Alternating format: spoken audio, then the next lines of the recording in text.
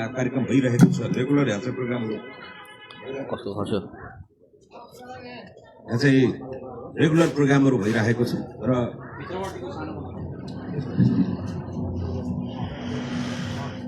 निरन्तर प्रोग्रामहरू कार्यक्रमहरू भइरहेको छ र आज हामीले चाहिँ यो एउटा सम्पर्क कार्यालय पहिले खुलिसकेको एउटा सम्पर्क कार्यालय कहाँनिर छ एउटा भेटघाट गरौँ र बिहानको समयमा चिया खाने एउटा कार्यक्रम राखौँ, एउटा चियावनको कार्यक्रम राखौँ भन्ने भयो र अलि साथीहरूको उपस्थिति, अलि शुभचिन्तकहरूको उपस्थिति धेरै भएपछि हामी कोठाबाट बाहिर निस्क्यौँ। यसको भोल्युम बढ्दो छ। हिजो सामान्य एउटा कोठाभित्र भएको एउटा पार्टी कार्यालयको संरचना अब बाहिर बाहिर सडकसम्म र धेरै परसम्म पुगिसकेको छ। अहिले देशैभरि यसको एउटा संरचना पुगिरहेको छ। सबै शुभचिन्तक, आफन्त, इष्टमित्र, सबै साथी सङ्गीहरू सबैलाई धेरै धेरै धन्यवाद छ। अहिले पूर्व वक्ता मित्रहरूले पनि धेरै कुरा बताइसक्नु भएछ, अग्रज नेतागणहरूले पनि धेरै कुरा बताउनु भएको छ र यहाँका स्थानीय तपाईँहरूको पनि मनमा भएका कुराहरू हामीलाई बताउन सक्नुहुनेछ। एउटा निर्वाचन मात्र, एउटा भाषण मात्र, आरोप प्रत्यारोप, एकअर्कालाई गाली गर्ने यो दोहोरी खेल्ने कार्यक्रम चाहिँ होइन। हामीले यो गाउँ बनाउनु पर्नेछ, यो ठाउँ बनाउनु पर्नेछ। यो गाउँको समस्या के हो, यो ठाउँको समस्या के हो, हामी के सपना बोकेर यो ठाउँमा झरेका थियौँ। म यहाँ धेरैलाई देखिरहेको छु, हाम्रै गाउँका इष्टमित्रहरू पनि, धेरै आफन्त साथीभाइहरू पनि यहाँ हुनुहुन्छ, धेरै छिमेकीहरू हुनुहुन्छ, धेरै ठाउँबाट, विशेष गरी अझै दैलेखबाट, मोगुबाट, कालीकोटबाट, जुम्ला, हुम्ला, धेरै ठाउँबाट बसाइसकेर यो ठाउँमा आउनुभएका धेरै आफन्त शुभचिन्तकहरू हुनुहुन्छ र यो क्रममा यो पार्टीमा पनि जोडिनु भएको छ। अहिले देशैभरि एउटा घन्टीको माहौल बनेको छ। अहिले देशैभरि एउटा घन्टीले एउटा सबैमा एउटा जागरण पैदा गरेको छ, मान्छेलाई उठाइरहेको छ, मान्छेलाई जगाइरहेको छ। यो घन्टी बजिरहेको छ। यसै अन्तर्गत यो बाँकेको 3 नम्बर क्षेत्रमा पनि हामीले यो घन्टीलाई बजाइरहेका छौँ। यसको भोल्युम बढ्दो क्रममा छ। अहिले देशभरिको परिस्थितिलाई हेर्दा र बाँकेको परिस्थितिलाई हेर्दा पनि अनि सबै मान्छेको मनमा भित्रभित्र जसरी कोरोना फैलियो त्यसै गरी यो घन्टी प्रतिको एउटा प्रेम पनि फैलिँदो छ। बाहिर भन्यो भने मान्छे बाहिर बोल्न चाहिँ त्यति, अहिले खुल्न चाहिँ त्यति मन गरिसकेको छैन। किनकि अब यो नयाँ नयाँ पार्टी हो, भोलि जित्यो भने त राम्रै भयो, अझै हार्यो भने फेरि हाम्रो के हुन्छ त, फेरि यहीँका लोकल मान्छे भन्ने पनि एउटा पीर छ। फेरि मान्छे पीर मान्नु पर्दैन। अब घन्टी जसरी कोरोना फैलिएको थियो त्यसै गरी सबैको मनमा भित्रभित्र फैलिसकेको छ। एमालेकै झण्डा राखेर बसेको घरमा पनि, काङ्ग्रेसकै झण्डा राखेर बसेको घरमा पनि शुभयात्रा, सबै सुर्खेतका साथीहरूलाई शुभयात्रा छ, राम्रोसँग जानु होला। सबैको मनमा चाहिँ त्यो एउटा मनमा एउटा त्यो भावना जागेको छ। हिजो लामो समय माओवादीमा लाग्नुभएका साथीहरू किन नहोस्, लामो समय आर्मीमा काम गरेका, प्रहरीमा काम गरेका, निजामती सेवामा काम गरेका, सामाजिक अभियानहरूमा काम गरेका सबै साथीहरूलाई गरिरहेको छ कि अब एकचोटि चाहिँ परिवर्तनको घन्टी बजाउनु पर्छ भन्ने सबैलाई एउटा त्यो गरिरहेको छ। यसै अन्तर्गत तपाईँहरू आउनुभएको छ। अब मैले यहाँ हाम्रो क्षेत्रका यो पालिकाको हाम्रो सभापतिज्यूलाई, यहाँको नेताज्यूलाई मैले भनेको छु, अब हाम्रो पार्टीले बनाउँदै गरेको घोषणा पत्रमा राख्नुपर्ने विषयवस्तुहरू के हुन्, उठाउनु पर्ने विषयवस्तुहरू के हुन्, यसमा समावेश गर्नुपर्ने विषयवस्तुहरू के कसो छन्, यहाँको मुद्दाहरू के कसो छन्, यो तपाईँहरूले पनि हामीलाई टिपेर दिनु। यही मुद्दाहरू त हामीले पहिलेबाट पनि हामीलाई थाहा छ। यहाँको बारेमा, यो गाउँको बारेमा, यो ठाउँको बारेमा कतिपय मान्छेहरूले हामीलाई यो बाहिरबाट आएर यो टुरिस्ट भएर लड्न आयो, यसलाई यहाँको बारेमा केही पनि थाहा छैन, यसलाई यहाँ केही पनि जानकारी छैन भन्ने, यिनीहरू कहाँ हुन् भनेको जस्तो चाहिँ हाम्रो चाहिँ प्रचार गरिरहेका छन्। आज यो ठाउँमा जहाँ उभिएर म बोलिरहेको छु, हामी हुर्केको ठाउँ पनि यही हो। मेरो बजै यहाँ बस्नु भएको छ, उहाँको नाति हो। मेरो बजै चाहिँ यहाँ बसिरहनु भएको छ। उहाँ कहिलेदेखिको यहाँको बासिन्दा हो भनेर तपाईँहरूले यहाँ सोद्धा, यहाँको पुरानो बासिन्दा मध्ये एउटा बासिन्दा उहाँहरू हो, उहाँको नाति हो। हामी यो ठाउँका, यो गाउँको यही वस्तुको र यही परिस्थितिबाट हुर्केर आएका मान्छेहरू। अब मान्छेहरूलाई धेरै मान्छे कोही अछामबाट आएका छौँ, यही उम्रेको, साल जस्तो, पिपल जस्तो यही उम्रेको कोही पनि छैन। कोही हामी बाहिरबाट आयौँ। तर बाहिरबाट हामी यहाँ किन आयौँ? माथि गाउँबाट हामी यहाँ झरेर किन आएको भन्दा तराईमा सुख हुन्छ भनेर आएको। सम्म ठाउँमा सुख हुन्छ, उकालो उरालो गर्नु पर्दैन, घाँस दाउरा गर्दा दुःख हुँदैन। तराईको ठाउँमा छोराछोरीले पढ्न पाउलान्, लेख्न पाउलान्, ठाउँ देख्न पाउलान्, भोलिको नयाँ भव्य र भविष्य चाहिँ उनीहरूले लेखाउन पाउलान् भनेर। तर जे सपना बोकेर हामी यहाँ ठाउँसम्म आएका थियौँ त्यो सपना पुरा भयो कि भएन? हामी यहाँ सँगसँग सबै पनि यहाँसम्म आयौँ र यहाँ आउँदै गर्दा पनि हामी कुनै न कुनै राजनीतिक दलमा लाग्यौँ। यसैले गर्दा अब यो भोलि यो ठाउँलाई बनाउनु पर्ने, अनि माथि जाँदा जंगलमा आरक्षणको समस्या, तल जाँदा नेपाल र इन्डियाको बोर्डरको समस्या, यता करेलीतिर जाँदाखेरि डुबान पर्ने समस्या र बाघ भालुको वन्य जन्तुको समस्या, बजारतिर आउँदै गर्दा गाउँपालिका नगरपालिकाले लखटेर त्यो जग्गाहरू लिचेर त्यो काम गर्ने पाइएको छैन। अहिले मलाई गर्नुभएको छ हैन। धेरै खालका समस्याहरू छन्। स्थानीय तहमा यही अगाडिपट्टि वडा कार्यालय छ। वडा कार्यालयले सेवा दिने सन्दर्भमा त्यो वडामा जुन पार्टीले जितेको छ त्यो पार्टीको वरिपरिका मान्छेले भन्दा अरूले पाउने अवस्थै छैन। अब भोलि बिउ चाहिने होला, बिउ पार्टीका कार्यकर्ता वरिपरिकाले भन्दा अरूले त्यो बिउै पाउँदैन।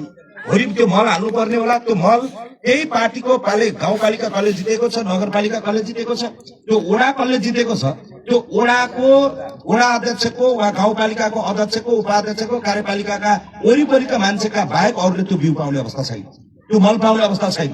पाए भने पनि त्यो वरिपरिकाले लगेर कालोमा बेचेर उताबाट सारा चाहिँ मल ल्याएर घरमा थुपार्ने 3000 4000 5000 फाइदा खाएर अरूलाई बेच्ने यस्तो खालको बदमाशीहरू भइरहेको थियो। हामीले बुझिरहेको छ। लामो समयदेखि यहाँ बसिरहेका मान्छेको सुकुम्बासीको समस्या यो बैजनाथभित्र ठूलो समस्या छ।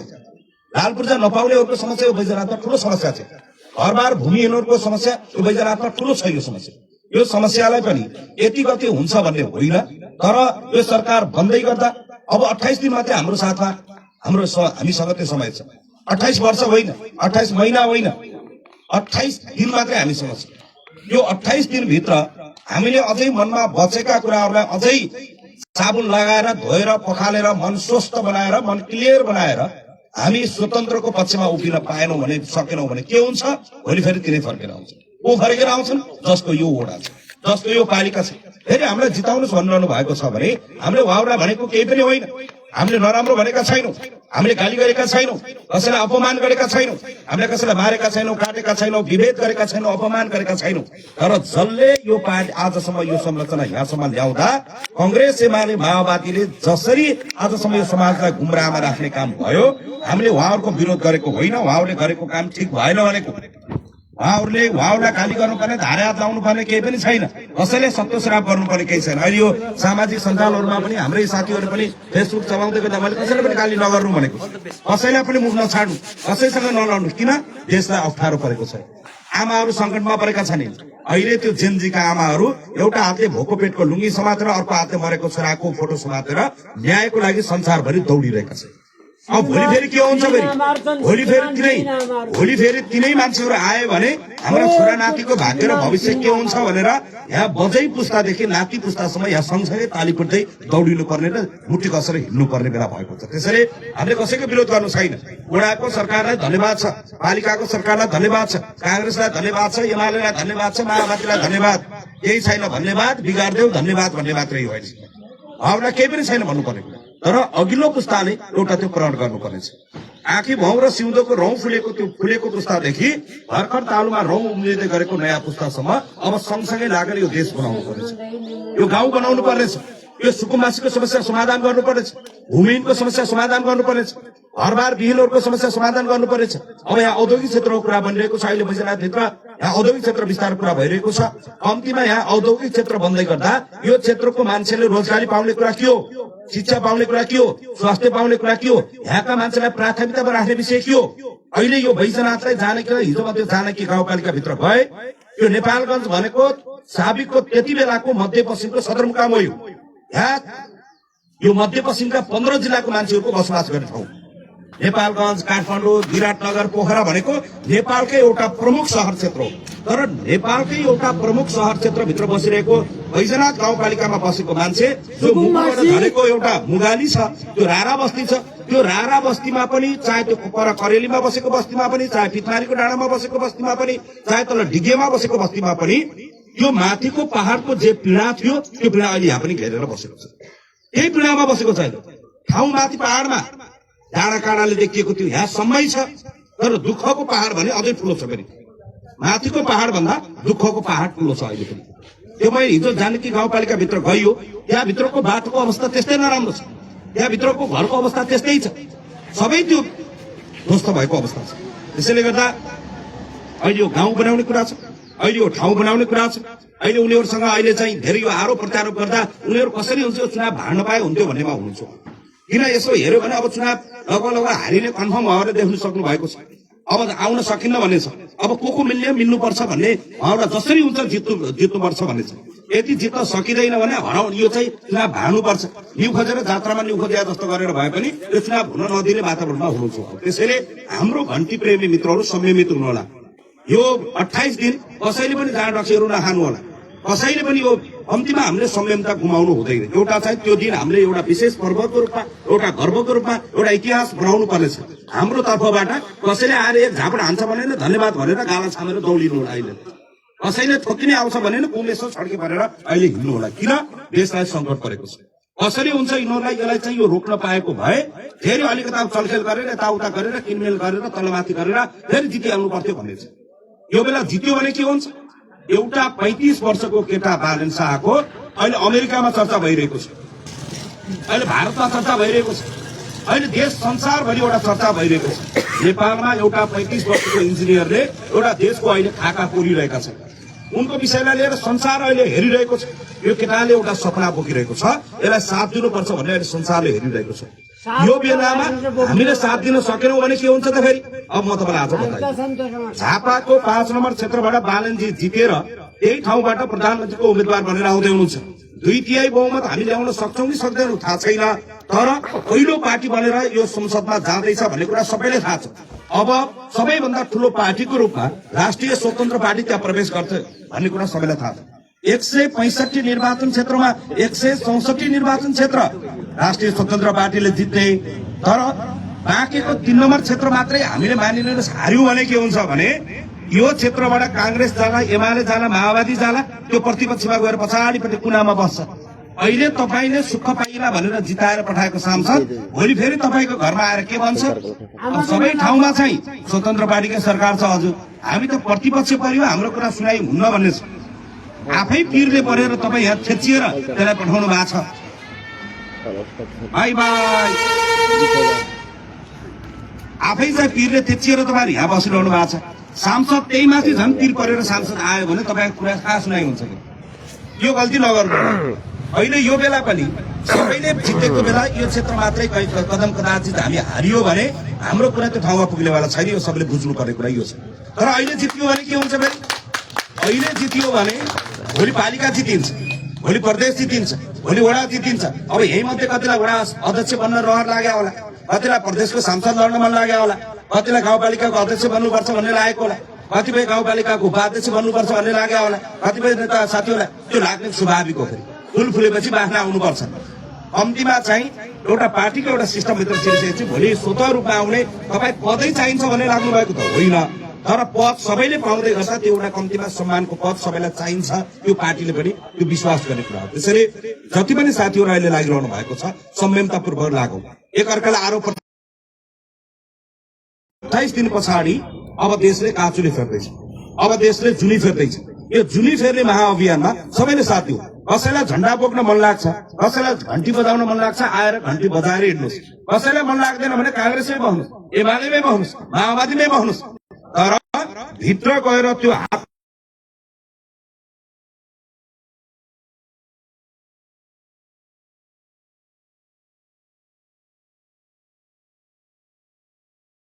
होस् वा काखमा हुर्किँदै गरेको होस्, त्यो बच्चाको मुख हेरेर एकचोटि घन्टीमा भोट हाल्नु।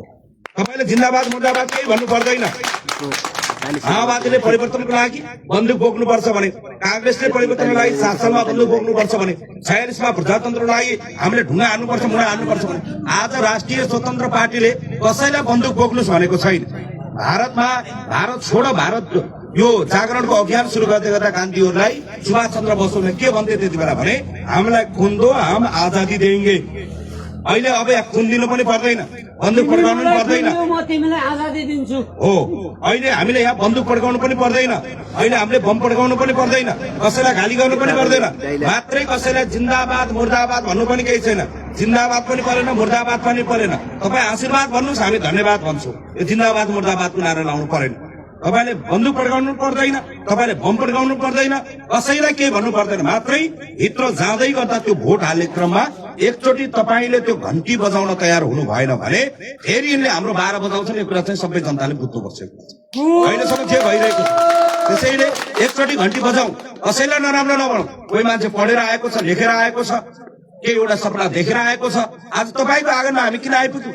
आज तपाईलाई उठौँ भने किन आयौँ? आज जुटौँ भने किन आयौँ? किन? यो देश समस्यामा परेको छ। यो हामीले देखेका छौँ। जसरी डाक्टरले बिरामी देख्छ, बिरामीको रोग चिन्छ, जसरी धामीले झाँक्रीले शैतान चिन्छ, त्यसै गरी हामीले पनि यो ठाउँको केही समस्या चिनेर आएका छौँ। त्यसैले लाग्नुहोस् भनेका छौँ। हामीले डाक्टरले देख्ने रोग हाम्रो आँखाले देखिँदैन किन डाक्टरले डाक्टरकै आँखाले हेर्नु पुलिसले चोर चिने चाहिँ हामीले यो देशको फटाहरू हामीले पनि चिनेका छौँ यहाँका बदमासहरू हामीले पनि चिनेका छौँ त्यसकारण हामी तपाईँलाई उठौँ भनेका छौँ हामी तपाईँलाई जुटौँ भनेका छौँ यो सानो सूचनाको बीचमा पनि एउटा कोठाभित्र गर्ने भनेको कार्यक्रममा यहाँ धेरै जनमानसहरू आइदिनु भयो यहाँ धेरै अग्रज नेताहरू आइदिनु भयो यहाँको समस्याहरूको बारेमा यहाँबाट यसलाई हाम्रो चाहिँ त्यो पार्टीको घोषणापत्रमा राख्नुपर्ने विषयमा तपाईँहरूले लेखेर त्यसको एउटा डिजाइन गराएर तपाईँहरूले दिनुहुनेछ अब यहाँको सुकुम्बासीको समस्या यति कतै हुन्छ भन्ने छैन तर बालन शाहको मन्त्री परिषदको बैठक बस्दै गर्दा बालन शाह प्रधानमन्त्री हुँदै गर्दाको पहिलो मन्त्री परिषदबाट यहाँको सुकुम्बासीको समस्या समाधान गर्ने गरी हामी अहिले यो भन्दै गर्दाखेरि मान्छेलाई चाहिँ कति बेला हामी यही चुनाव लड्न किन आयौँ त अहिले लाउनेहरू भन्छन् हामी त्यसै आएनौँ बलराजाले पठाए भनेको जस्तो हामी किन आइपुग्यौँ त्यहाँ हामी एउटा समानुपातिक सांसद बनेर उतैतिर बसेर काठमाडौँतिर सांसद बने पनि हुन्थ्यो उतै काठमाडौँतिर कतैबाट एउटा ठाउँबाट चुनाव लडे पनि हुन्थ्यो बाँकी 3 नम्बर क्षेत्रमै किन आइयो भन्दाखेरि यहाँ माथिको यो आरक्षणदेखि तलको बोर्डरसम्मका यो बीचमा बस्ने जनताले जुन घृणा र पीडा सहनु परेको छ जुन अन्याय र अत्याचार गरिबी रोग भोग शोषण दमन यहाँका सारा समस्याहरू खेपेर बस्नु परेको छ त्यो कुरालाई संसदसम्म लिएर जानुपर्नेछ हामी जति सक्दो छिटो यो मुद्दालाई हामी त यहाँको एउटा सांसद भनेको अहिले बालनजीहरू काठमाडौँमा बसेर त्यहाँ एउटा रचना गरिरहनु भएको छ हामी त एम्बुलेन्सको ड्राइभर जस्तो हो तपाईको मुद्दालाई हाम्रो यो झोलामा हालिदिनुहोस् हामी छिटोभन्दा छिटो कुदेर गएर त्यो सिंहदरबारभित्र त्यो छलफल गराउनु पर्नेछ त्यहाँभित्र कुराकानी गराउनु पर्नेछ आफ्नो घर नजिकको मान्छेलाई जिताउनुहोस् सिफारिसमा सिग्नेचर गर्न सहिनुहुन्छ जति नजिकको जितायो त्यो हुन्छ यो पालिकाको चुनाव हुन्थ्यो भने यही भित्रका मान्छेहरूलाई जिताउनुहोस् तर यो संसदको चुनावमा जसले सिंहदरबार देखेको छ जसले संसद देखेको छ जसले त्यहाँ गएर त्यो मुद्दा उठाउन सक्छ त्यो मान्छेलाई त्यहाँ पठाउनुहोस् मलाई पठाउनुहोस् भनेको होइन जसले त्यो मुद्दा उठाउन सक्छ त्यो मान्छेलाई त्यहाँ पठाउनु जरुरी छ किन भोलि यो संसदमा छलफल गर्नुपर्ने विषय अहिले सबैभन्दा बढी चाहिँ बाँकेको 3 नम्बर क्षेत्र र झापाको 5 नम्बर क्षेत्र किन चर्चामा छ यसो सामाजिक सञ्जालमा हेरे पनि हामी मात्र चर्चाको विषय छ किन भन्दा यी केटाहरूले चुनाव जित्दैछन् यिनीहरू भोलि चुनाव जितेर संसदमा आए भने यिनले घन्टी मात्र बजाउँदैनन् हाम्रो 12 बजाउँछन् भन्ने कुरा उनीहरूले बुझिसकेका छन् त्यो पनि हो गरी यसै गरी चुपाएर त बसिदैन संसदको बैठक सुरु भएकै दिन तपाईको क्षेत्रबाट चुनाव जितेर गएको सांसद एउटा कुनामा बसेर ताली पड्काउने बदम पड्काउने हावा छेक्ने कोरम बुझाउने सिग्नेचर गरेर भत्ता खाएर आउने सांसद होइन यो हिजो सडकमा हुँदा पनि यिनको 12 बजाएर आएको हामी हिजो बानेश्वर चोकमा हुँदा पनि यिनलाई यही प्रश्न गरेर आएको हामी भोलि सदनभित्र हुँदै गर्दा पनि यही प्रश्न तेर्सिन्छ यहाँको सुकुम्बासीको कुरा के हो यहाँको भूमिहीनको कुरा के हो यहाँको औद्योगिक क्षेत्र विकासका कुरा के हो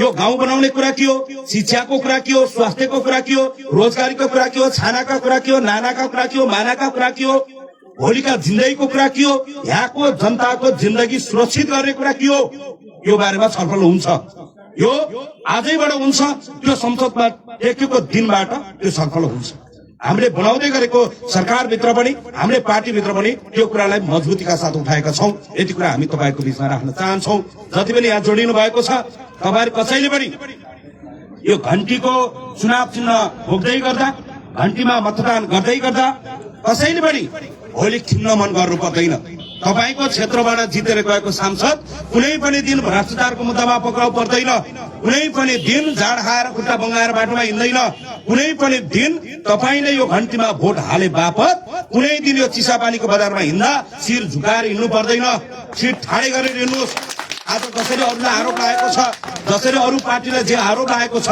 त्यो आरोपबाट यो पार्टी मुक्त छ यहाँ परेको अन्याय र अत्याचारका लागि हामी हिजो पनि तयार थियौं आज पनि तयार छौं र भोलि पनि तयार छौं जति पनि शुभचिन्तकहरूले जति पनि शुभेच्छुकहरूले जति पनि अग्रज नेताहरू मैले देखेको छु तपाईहरु हिजो विभिन्न पार्टीमा विभिन्न संगठनमा आउनुहुन्थ्यो तर आज त्यो परिस्थितिले तपाई यो किताबमा उभिनु भएको छ तपाईको इज्जतलाई चिर ठाडो पार्नलाई आभार प्रकट गर्न चाहन्छौं फागुन 21 आउन अब 28 दिन मात्र बाँकी छ तपाईँ फागुनको 21सम्म साथ दिनुहोस्, त्यसपछिको 21 वर्ष हामी तपाईँको साथमा छौँ। कहाँनिर उभिनु पर्ने हो, कतापट्टि उभिनु पर्ने हो, कुन दुःखसम्म उभिनु पर्ने हो, तपाईँको दाइ भाइ हुनुको नाताले, आफन्त हुनुको नाताले, छिमेकी हुनुको नाताले के गर्नुपर्ने हो। तपाईले भोट हाले पनि नहाले पनि, तपाईले चुनाव जिताए पनि नजिताए पनि, तपाईलाई परेको दुःखको लागि मरेका मान्छेको लागि त जिन्दगी दाउमा राखेर लडियो भने जिउँदो मान्छेको लागि नलड्ने भन्ने छैन। यो जिन्दगी जिउँदो रहन्जेल जिउँदो रहेको मान्छेको लागि काम गरिनेछ, त्यो चौहामा हाजिर हुनेछ। तपाईले भोट हाले पनि नहाले पनि हामीले कसैलाई विभेद गर्नुपर्ने छैन। तेरो मेरो र तेरो भनिरहनु केही पनि छैन। यो देश हाम्रो हो, यहाँका प्रत्येक नागरिक हाम्रा हुन्। कंग्रेसमा, माओवादीमा, एमालेमा, रासपामा जुन पार्टीमा विश्वास राखे पनि ती सबै हाम्रा मित्रहरू हुन्। राष्ट्रिय स्वतन्त्र पार्टीको कोही पनि दुश्मन छैन। राष्ट्रिय स्वतन्त्र पार्टी कसैसँग लड्न आएको होइन। राष्ट्रिय स्वतन्त्र पार्टी यो देशको भ्रष्टाचारको विरुद्धमा र सुशासनको पक्षमा उभिन आएको, त्यो पढेर आएको, लेखेर आएको, बुझेर आएको। अगेन्द्र सुनार पत्रकार हो, बालन शाह कलाकार हो, रविराम शाहले पत्रकार हो, प्रकाश सपुतहरू कलाकार हुन्। हामी त बोल्दै गाउँदै नाच्दै हिजोदेखि समाज जगाउँदै हिँडेका मान्छेहरू, यो बन्दुकधारीहरूको समूह होइन। हामी बन्दुक उठाएर आएका आतंककारीहरूको समूह होइन। त्यो पढेर लेखेर बुझेर त्यो संसार देखेर अब समाज उठाउनु पर्छ भनेर आएको। तपाईले नपढेर हामीलाई पढाउनु भयो, धन्यवाद छ दाइहरूलाई। हाम्रा दिदीहरूले नपढेर हामीलाई पढाउनु भयो, भाइले केही गर्ला भनेर तपाईहरुले एउटा सपना देखेर हामीलाई पढाउनु भयो। अब पढेको मान्छेले, बुझेको मान्छेले बुझेकै तरिकाले यो देश बनाउनु पर्ने छ। कांग्रेसका साथीहरूलाई पनि धन्यवाद छ, कांग्रेसमा लागेका बाजालाई धन्यवाद छ, एमालेमा लागेका बालाई धन्यवाद छ, माओवादी र आर्मीमा दुईतिर उभिएका ठुल्दाई र ठुला भेनाजुहरूलाई तपाईलाई धन्यवाद छ। अब यो नयाँ पुस्ताले एउटा सपना बोकेर यो देश बनाउनु पर्नेछ। यो देश बनाउने महाअभियानमा साथ दिनलाई म सबैजनालाई हार्दिक अपिल गर्न चाहन्छु। एउटा देश नयाँ संकल्पमा प्रवेश गर्दैछ, देश एउटा नयाँ सपना बोकेर आएको छ। आज तपाईको आँगनमा, तपाईको घरमा, तपाईको ढोकामा उभिएर एउटा भाइ तपाईलाई आह्वान गरिरहेको छ। देश बनाउने सपना बोकेर हामी आएका छौं, हामीलाई आशीर्वाद दिनुस् भनेर हामी आएका छौं। तर यो बेला हामी उभिन सकेनौं भने भोलि मर्ने बेलामा हामीले बोलेको वचन घाँटीमा तेर्सो नपरोस्। एउटा केटोले भनेको थियो, एकचोटि हामी उभिएको भए, एउटा भोट दिएको भए आजको छोराछोरीले यो नियति भोग्नु पर्थेन भन्ने त तपाईलाई नपरोस्। त्यो तपाईको मनमा यो कुरा नबन्जियोस्। यो सबैले बुझ्नु पर्नेछ, सबैले जान्नु पर्नेछ। यहाँका सबै जात, धर्म, संस्कार, संस्कृति, जातिवादी सबैलाई हाम्रो सम्मान छ। हामी समाज जागरणलाई लिएका एउटा सामाजिक अभियन्ताहरू हौं। अब यो देश बनाउनु पर्नेछ, यो देश उठाउनु पर्नेछ। यहाँहरू सबैजनालाई म हृदयदेखि नै धेरै धेरै धन्यवाद टक्राउन चाहन्छु। हुक्क भएर बसेका जनतालाई ढुक्क